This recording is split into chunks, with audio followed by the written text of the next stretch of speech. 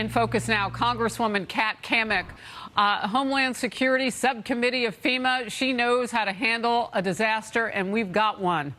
Congresswoman, you know, when you look at inflation, it is of epic proportions right now. The economy's in trouble.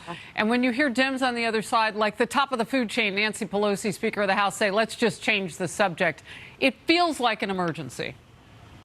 Absolutely, Harris. You know, you don't $10 trillion in 22 months and not expect consequences. And it's been a disaster. For folks on fixed incomes, they're getting squeezed the hardest. For working class families, everything from school supplies to rent to gas, you name it, everything through the roof. If you can get it. No today is looking around their communities saying, wow, things are better under Joe Biden. And things are way worse, and we got to make and fast. That's why you're seeing Democrats, independents, and Republicans flocking to the polls for conservatives, because we have a plan and we are holding this administration accountable. It's about putting America first instead of this America last policy that the Democrats are pushing forward.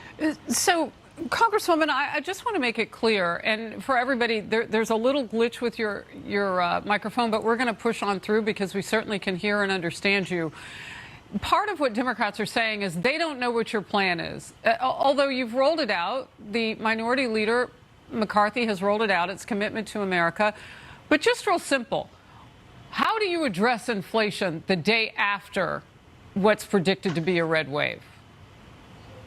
Well, that's a commitment to America. And the very first item on our agenda is getting our economy back on track, restarting production of our energy, getting government the way, reducing the regulations, bringing down the price of gas, and cutting the spending is going to give much needed relief to America, no matter where you are in America or your economic station.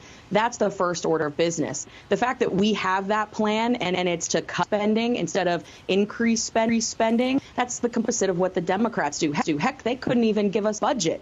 So it's a stark contrast to Nancy Pelosi and the Democrats having. But at the end of the day, American families just want to be able to raise their family, go to work without government dictating every act of their life. That's why we're going to win, and that's the plan that we're going to push forward. And again, I apologize to the audience. We're having a connection issue, but I don't want to let you go. So we'll get through this. You said restarting the output of energy production. I mean, that's huge.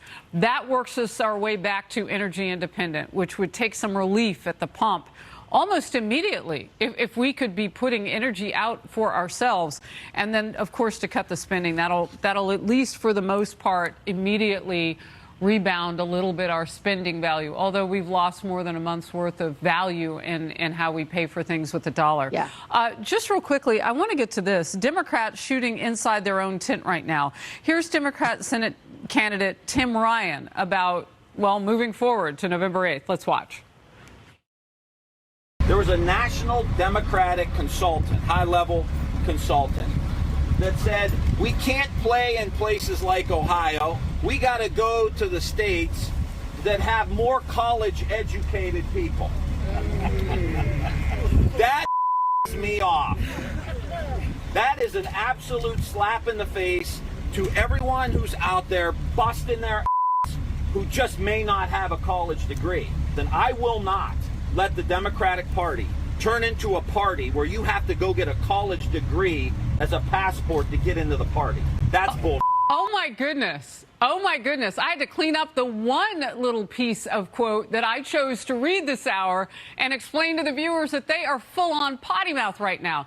That's a panic move. Your quick reaction to what he had to say. What is there left to say? I mean, this is a result of their bees. They're the ones who have been telling Americans that you have to go to college and that everyone should be getting a gender studies degree. I mean, we, the Republicans, are the party of the working class, the blue collar moms and dads. And we're the ones out there championing all of these working class families. And now he's got a situation where the chickens have come home to roost. How those policies of pushing everyone into meaningless, useless degrees and racking up tons and tons of debt, it's actually bad at the end of the day. Disgusting, but hey, they're going to pay for it come November 8th when we retire Nancy Pelosi. Well, don't take your child to a rally. is what I would say at this point. I mean, come on. All right, yeah. Congresswoman Cammack, we will have you back. We want to work on those connection issues. We look forward to the next time. It must be China. We got it. Thank you so very much. What did you say? I said it must be China. Oh, my goodness. Okay, that came through loud and clear. Good to see you. Thank you. See you.